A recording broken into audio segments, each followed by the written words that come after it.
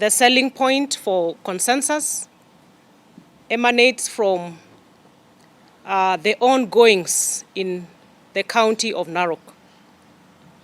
We have seen our competitors hitting the road, taking Narok in the wrong direction.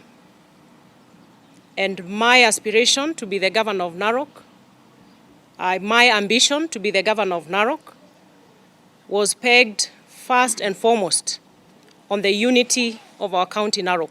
I therefore want to say that after that rigorous process, I have agreed to put aside my personal ambition, and as I have said, for the interest of the unity of Narok.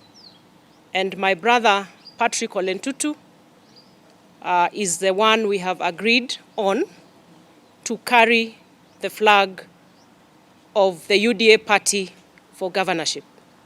And I want to commit my unwavering, unconditional support to my brother Patrick Ole Ntutu and our party leader, His Excellency William Ruto. And I believe that with this very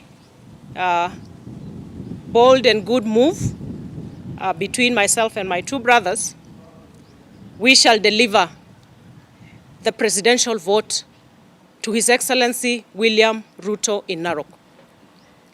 I am also confident that with this unity of purpose, we shall deliver the governor seat to UDA come August 9th.